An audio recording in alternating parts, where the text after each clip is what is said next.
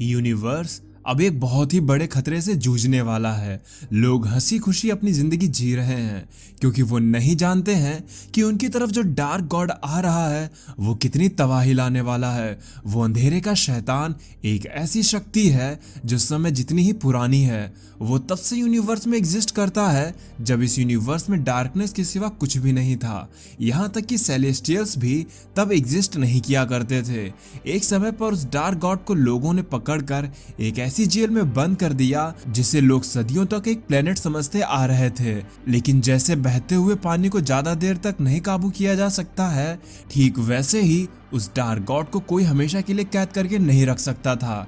वो dark God अपनी उस जेल से आजाद हो चुका है। उसकी ताकत इतनी है कि उसके सिर्फ एक वेपन ने गॉड द गॉड ऑफ विचर को जन्म दिया, जिसे हराने के लिए Thor the god of thunder को अपने प्रेजेंट, पास्ट और फ्यूचर के वर्जन के साथ मिलकर उसे हराना पड़ा। लोग उस वेपन को नेक्रो सॉर्ड कहते थे, लेकिन अब वो कहाँ है ये कोई नहीं जानता है। उस डार्क गॉड के कई सारे अंश इस यूनिवर्स में सदियों से भटक रहे हैं। उनमें से कुछ ने तो कईयों को कुछ पावर्स भी दी हैं जिन पर उस डार्क गॉड का पूरा कंट्रोल है। इस समय गॉड ऑफ थंडर थॉर भी अपनी ही उलझनों में परेशान है। उसकी अपनी ही अल्टरनेट पर्सनालिटी डॉक्टर ब्लेक उसके लिए खतरा बनकर सामने आने वाली है। और ब्लेक ही नहीं, उसे तो ब्लैक विंटर ने ऐसा विजन दिखाया जिसको देखने के बाद कोई भी सहम जाए। बाकी के हीरोज भी अर्थ पर एम्पायर इवेंट के दौरान क्रीस्कल में लड़ने में बिजी हैं। तो अगर इस समय वो गॉड अर्थ की ओर बढ़ता है तो उसे रोकने वाला कौन होगा? ये चीज तो हमें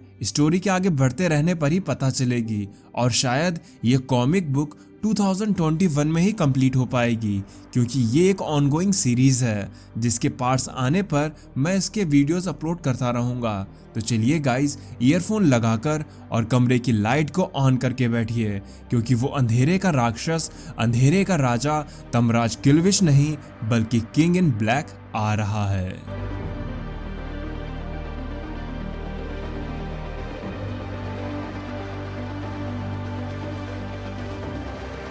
स्पेस सेक्टर 23।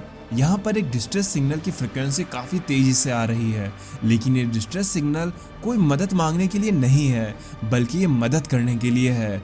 एक स्पेस स्पॉट से ये सिग्नल आ रहे हैं। जो भी स्पॉट को देखे तो उसे ना खोले, जो भी स्पॉट को देखे वो इसे ना खोले। लेकिन एक क्रीस्कल आर्माडा ने उस स्पॉट को जब देखा तो उनकी क्यूरियोसिटी ने उन्हें अपने शिप पर लाने के लिए कहा, और उनकी यही चीज सबसे बड़ी गलती साबित होने वाली थी। 2 दिन पहले ही जनरल कालामारी के आदेश पर उस एस्केप पॉड को स्पेस से लाया गया, और जब जांच करने के लिए खोला गया तो उसमें उन्हें बस एक सर्वाइवर मिला जो कि एक स्क्रल था। उसने उठते ही कहा वो आ रहा है, लेकिन वो आगे कुछ और कह पाता साइंटिस्ट ने उसे बेहोश कर दिया। फिर कुछ देर बाद जब वो स्क्रल जागा तो उसने खुद को किसी बेड पर पाया। उसके होश में आते ही उसके पास जनरल कालामारी आए। जनरल ने कहा, वॉरियर तुम होश में आ ही गए। जिस पे उस स्क्रल ने कहा, मैं इस वक्त कहाँ पर हूँ? तो जनरल ने बताया, तुम इस वक्त मेरी शिप पर हो। मैंने तुम्हें किसी मिशन पर भेजा था, लेकिन जब मुझे डिस्ट्रेस सिग्नल मिला तो मैंने तुम्हें रेस्क्यू किया। जिस पे उस स्क्रल ने कहा, मुझे यहाँ से जाना होगा, हमें यहाँ से जाना होगा। जनरल ने कहा, जाना होगा? लेकिन क्यों? तो स्क्रल ने कहा, ओ गॉड तुम समझ क्यों नहीं रहे हो, हम सब मरने वाले हैं। जिस पे जनरल कहता है, इजी वॉरियर, खुद को शांत रखो और मुझे बताओ कि तुम्हारी क्रू के साथ क्या हुआ। तुम्हें हमने एक मिशन पर भेजा था ना? जिसपे वो स्क्रल कहता है, हाँ मैं मिशन पर तो गया था हल्कलिंग के आदेश पर, लेकिन हमने वहां पर कुछ ऐसा देखा जिसपे कोई बिलीव ही नहीं करेगा। वो काली गहरी परछाई अपने आसपास सब खत्म करती जा रही थी, जैसे वो ही सत्य है। यूनिवर्स अब अंधेरे में जा रहा है। उसने मेरे सामने ही देखते देखते एक पूरे ही प्लेनेट को अपनी चपेट में ले लिया।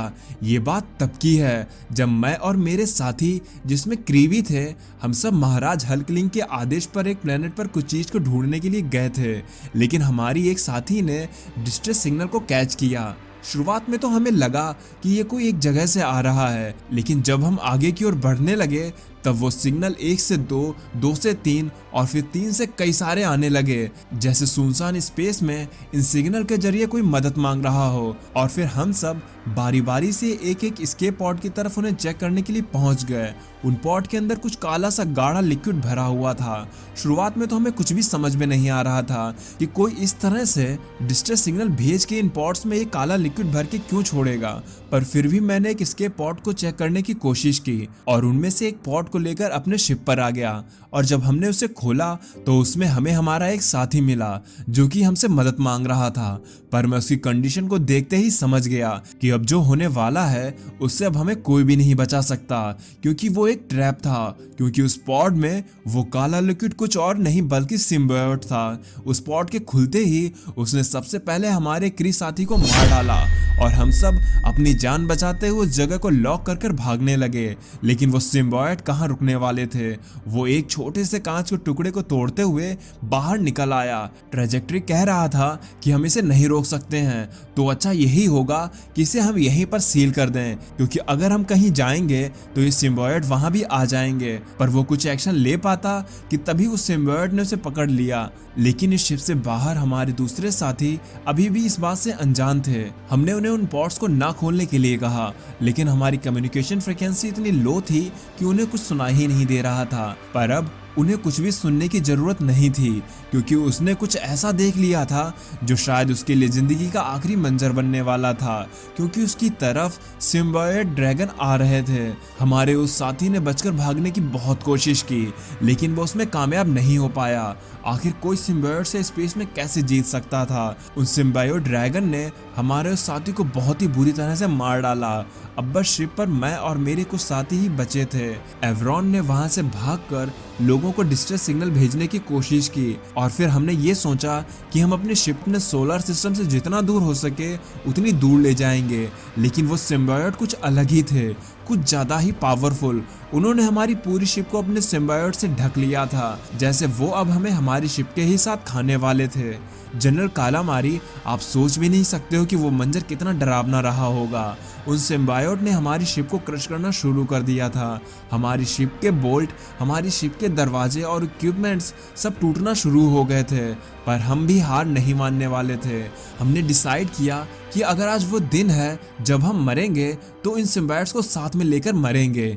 इसलिए हमने शिप को सेल्फ डिस्ट्रक्ट मोड पर लगा दिया। ये शिप अब 3 मिनट के अंदर फटने वाली थी, पर वो 3 मिनट भी जैसे हमारे लिए 30 घंटे बन चुके थे। समय के साथ बीतता एक एक पल हमें बहुत लंबा लग रहा था। हम उस समय के लिए कुछ सिम्बायोट्स को कम करने की कोशिश कर रहे थे, पर ऐसा कहाँ होने वाला था। यहाँ तक कि हमने शिप की ग्रेविटी को भी जीरो कर दिया।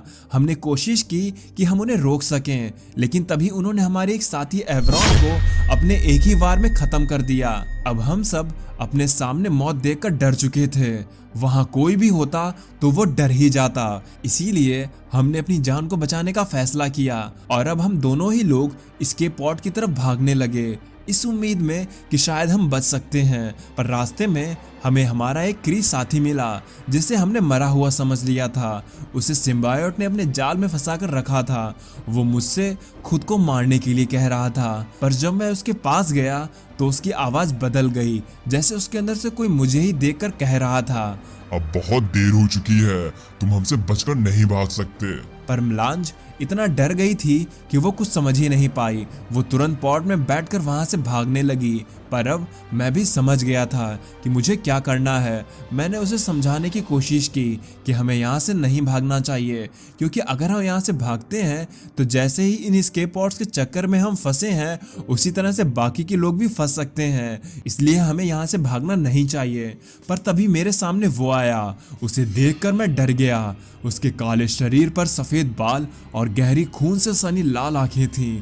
उसका लुक इतना डरावना था कि कोई भी डर जाए। उसने मुझसे कहा, ये यूनिवर्स अब अंधेरे में जाने वाला है। वो अब सभी गैलेक्सीज को खत्म करके अपने साम्राज्य को खड़ा करेगा, अपना खुद का अंधेरे का साम्राज्य। उसको देखकर मैं इतना डर गया कि मैं बस वहां से जल्दी भागने के लिए कुछ भी कर सकता था। मैं तुरंत ही एक एस्केप पॉड में बैठ गया। वो आदमी मुझसे कहने लगा, तुम क्यों भाग रहे हो जब भागने के लिए कुछ जगह ही नहीं बची है, और जो बचा है वो भी अब जल्दी खत्म हो जाएगा।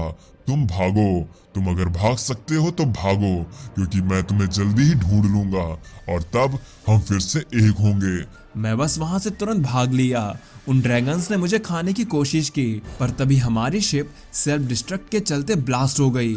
मुझे लगा कि वो मर गया। मैंने उसे मार दिया, पर मैं गलत था। मैंने इसीलिए स्पेस में किसी भी एस्केप पॉड को ना खोलने का मैसेज भेजा था कि कोई भी उन्हें ना खोले, पर अब बहुत देर हो चुकी है। मैं उसे सेंस कर सकता हूँ, वो यहीं कहीं पर है। वो अब यहाँ कभी भी किसी भी वक्त आ सकता है। अभी उस स्क्रल की बात खत्म भी नहीं हुई थी कि वो सिम्बायोट वहाँ आ पहुँचते हैं, और उन ड्रैगन्स पर जो शख्स सवार होकर आ रहा है वो कोई और नहीं बल्कि एक dark king, the god of symbiote Knull है।